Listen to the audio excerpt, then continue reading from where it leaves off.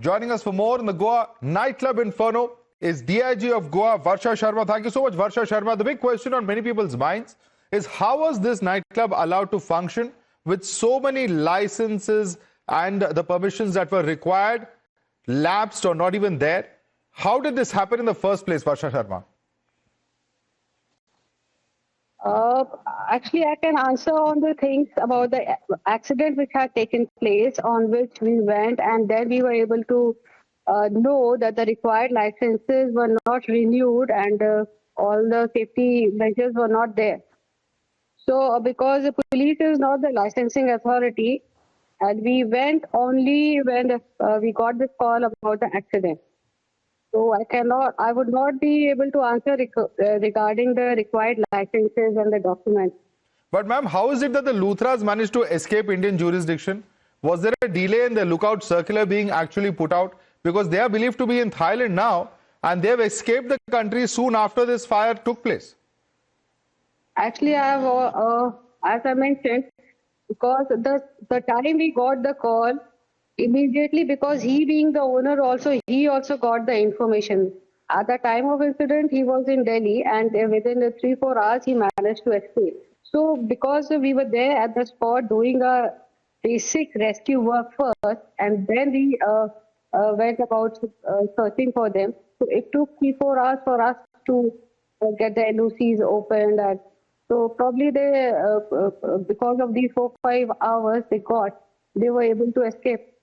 Right. And how much closer are you now? Can you tell us? Because I believe there is a process for the Interpol blue collar notice that has been initiated. Have you been able to, ascertain whether the CBI has got in touch with the Thailand authorities? I believe that the CBI has done so. And how much closer are you to getting him deported back to India? Both of the brothers, in fact. Yes, we've got the blue collar notice issued. We've got the LOC open. We've got the warrants issued against them. And the concerned agencies are very much in touch with the authorities in Thailand, and we are very sure to apprehend them very fast. Right, but as per your information, they are still in Thailand, more specifically Phuket. Are they there on business? Any specific information that you can share with us about where they are? No, at this point of time, I would not be able to share this information.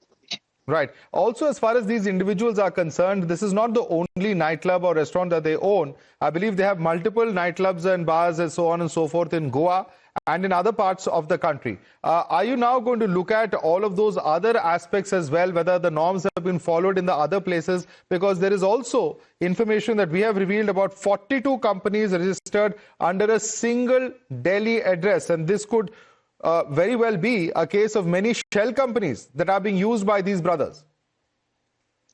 Yes, after this incident, a magisterial inquiry is in process and they'll be submitting their report within 7 days. So some steps, extra steps, certain punitive measures would be taken. Right now, the inquiry is on and we are waiting for the results about what went wrong and where more has to be done. Right. And ma'am, at the moment, we understand that there was a bulldozer at one of those outlets at Vagator that was running. Are we looking at the possibility of, other violations and norms now being punished with the help of the bulldozer? Is this something that we're going to see in terms of increased checks? Because I believe there are also more surveillances that have been announced today. Yes, certainly. This was one of the steps which was taken by the government. And other demolitions may also happen in future. Right. And ma'am, have any of the employees that you've spoken to at this particular nightclub told you about the role of these two brothers, the Luthra brothers? Were they aware of these violations? Were they aware of the number of permissions that were not taken? And that too, the conduct of an event that involved fireworks, etc., which in that closed space certainly should not have happened. How much of their culpability have you learned from the last few days of investigation? 100% culpability. They were aware of all these acts. They should have taken the due precaution and the NOC. They are 100% liable for this act. All right. Ma'am, thank you so much for taking the time out and speaking to us here at Times Now.